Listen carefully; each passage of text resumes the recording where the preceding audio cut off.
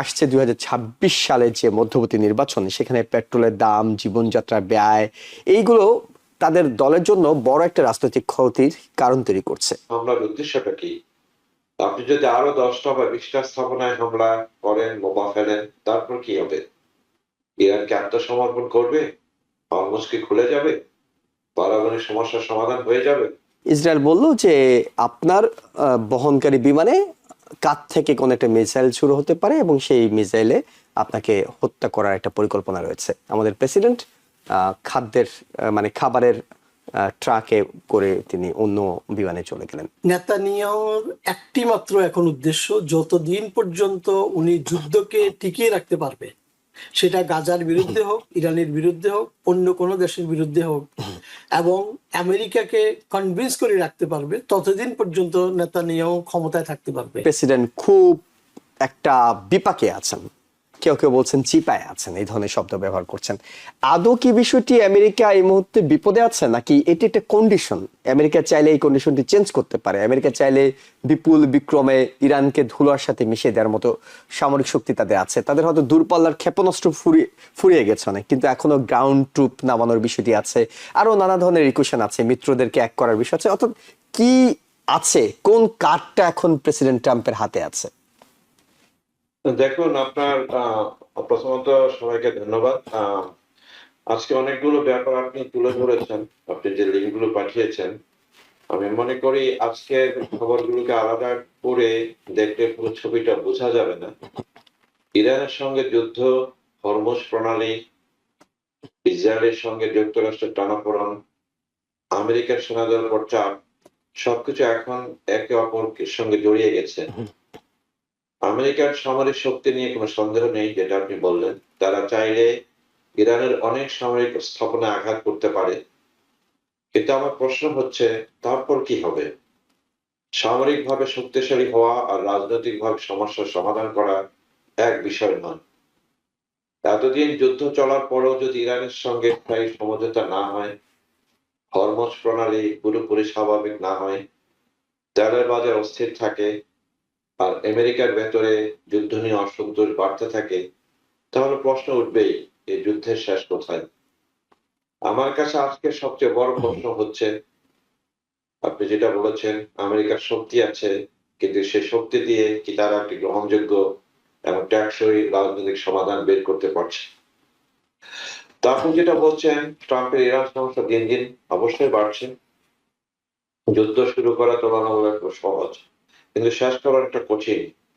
Trump প্রশাসন হয়তো ভেবেছিল সামরিক চাপ বাড়ালে ইরান দ্রুত আলোচনায় আসবে এবং আমেরিকার শর্ত মেনে নেবে। বাস্তবে কিন্তু তা হয়নি। ইরান এখনো প্রতিরোধ করছে, হরমুজ প্রণালীকে তারা চাপ সৃষ্টির হাতিয়ার হিসাবে করছে, আলোচনা আটকে আছে। এর সঙ্গে আরেকটি বিষয় যোগ হয়েছে, যুদ্ধ যত দীর্ঘ হচ্ছে তার অর্থনৈতিক এবং রাজনৈতিক খরচও তত বাড়ছে। জ্বালানির দাম বাড়লে সাধারণ আমেরিকান নাগরিক সেটা অনুভব করেন। আবার দীর্ঘদিন ধরে নৌবাহিনী ও সেনাদের মোতায়েন রাখতে হলে তারও একটা মানবিক ও আর্থিক মূল্য আছে। তা এখন প্রশ্ন হচ্ছে না আমেরিকা ইরানে আরো আঘাত করতে পারবে কিনা, অবশ্যই পারবে, কিন্তু মূল প্রশ্নটা হচ্ছে আঘাত করার পর রাজনৈতিক সমাধানটা কি হবে। না, আপনি জিজ্ঞেস করেছেন ট্রাম্প কি আবার বড় ধরনের হামলা চালাতে পারে? অবশ্যই পারে, সেই সামরিক সক্ষমতা আমেরিকার আছে। কিন্তু আমি সবসময় একটি প্রশ্ন জিজ্ঞেস করবো, হামলার উদ্দেশ্যটা কি? আপনি যদি আরো 10টা বা 20টা স্থাপনায় হামলা করেন, বোমা ফেলেন, তারপর কি হবে? ইরান কি আত্মসমর্পণ করবে?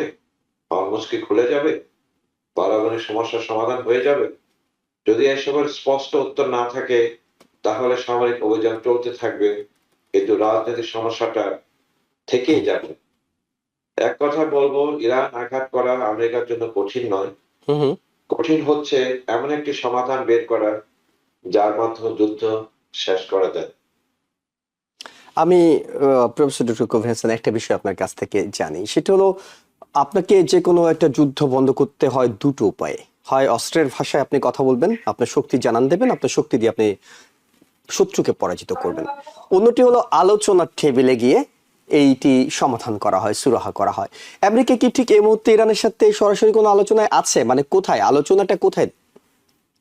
এখন আপনি যেটা বলেছেন, দুই পক্ষ কেন আলোচনায় দিচ্ছে না, বেসিক্যালি এখানে সবচেয়ে বড় সমস্যা হলো বিশ্বাসের অভাব। হুম হুম ইরান বলছে আমেরিকা আগে কিছু বাস্তব পদক্ষেপ নেই, নিষেধাজ্ঞা কমানো, ইরানের জব্দ অর্থের কিছুটা ফেরত দেওয়া, সামরিক চাপ কমানো, হামলা বন্ধ করা। অন্যদিকে আমেরিকা বলছে ইরান আগে হরমুজে চলাচল স্বাভাবিক করুক এবং তাদের আঞ্চলিক ও সামরিক কার্যক্রমে কিছু নিয়ন্ত্রণ আনো। অর্থাৎ দুই পক্ষই বলছে আগে তুমি করো, তারপর আমি করব। সুতরাং এটা একটা গেম থিওরি চলছে এখানে। এই জায়গায় আলোচনাটা আটকে যাচ্ছে। তাহলে সমাধানটা কি? আমি মনে করি এখানে বিশাল কোন চুক্তির চেষ্টা করলে হবে না, ছোট ছোট ধাপে এগোতে হবে। প্রথমে হরমুজ বাণিজ্যিক চলাচল স্বাভাবিক করা যেতে পারে, তার বিনিময়ে আমেরিকা কিছুটা সীমিত অর্থনৈতিক ছাড় দিতে পারে। তারপর দুই পক্ষ হামলা বন্ধ করে একটি যাতায়াতযোগ্য ব্যবস্থা করতে পারে। হুম এরপর পারমাণবিক কর্মসূচি, মধ্যপ্রাচ্যের নিরাপত্তা নিয়ে আলাপ আলোচনা হতে পারে।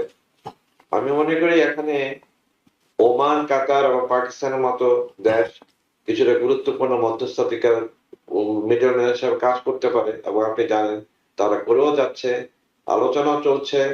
কিন্তু কে আগে ব্রেক করবে সেটা নিয়ে এখন তাদের মধ্যে এখন এটা মর্যাদার লড়াই হয়ে দাঁড়িয়েছে। হুম হুম ইরানের হারাবার কিছুই নেই, কিন্তু আমেরিকার অনেক কিছু হারাবার আছে। In a sense America rest of the ওয়ার্ল্ডের কাছে একটা ডোনাল্ড ট্রাম্প একটা ফারিয়া হিসাবে পরিচিত হচ্ছে। যে ঘটনাটা ঘটলো যে এয়ারফোর্স তুরস্কে ওয়ান নিয়ে, তুর্কি জি এই কথা যদি আপনি দেখেন, এটা তার জন্য একটা বড় কিছুই, মানে ব্যাপারটা আরো আপনি হয়তো সাংবাদিক আরো দেখেছেন, আমি অনেকটা অ্যানালাইসিস করলাম যে একটা ফল্টি ইয়ার উপরে ইসরায়েলের গোয়েন্দা রিপোর্টের উপরে ডোনাল্ড ট্রাম্পকে জিজ্ঞেস করে সে আসলে নিজেই ভয় পেয়ে গেছে।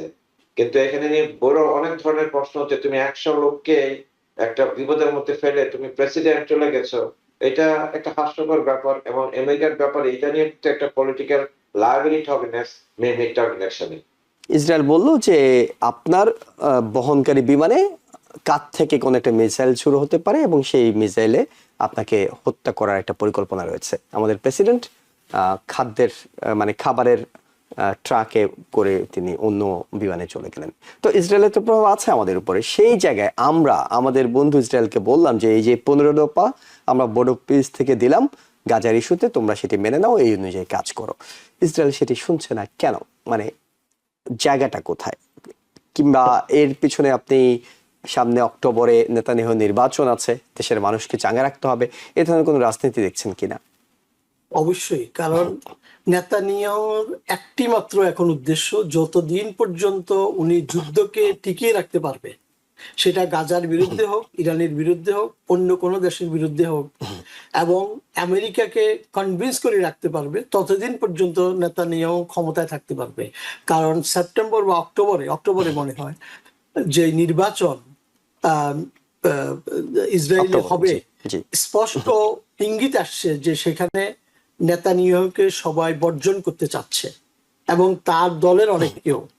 ফলে এটি হচ্ছে তার 1 নম্বর বেনিফিট, পার্সোনাল বেনিফিট, নিজের অস্তিত্বকে টিকিয়ে রাখার বেনিফিট।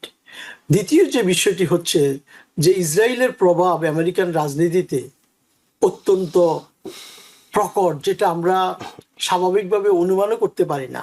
তারা মিলিয়নস অফ ডলার আইপেকের মাধ্যমে এখন ডেমোক্রেসির নামে আরেকটি ফ্যাক্ট তারা ওপেন করেছে।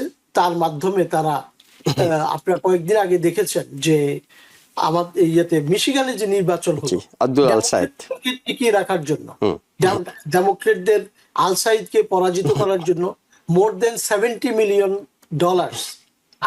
এই প্যাক তারা ব্যয় করেছে। কেন? কারণ তারা চায় আজকে রিপাবলিকানরা আছে, ডোনাল্ড ট্রাম্প ক্ষমতা আছে, ওনাকে যেভাবে ইনফ্লুয়েন্স করতে পারছে, এবং আরেকদিন যখন ডেমোক্রেটরা ক্ষমতা আসবে তখন ঠিক সেইভাবে ইনফ্লুয়েন্স করার তারা সেই রাস্তাগুলো খোলা রাখতেছে।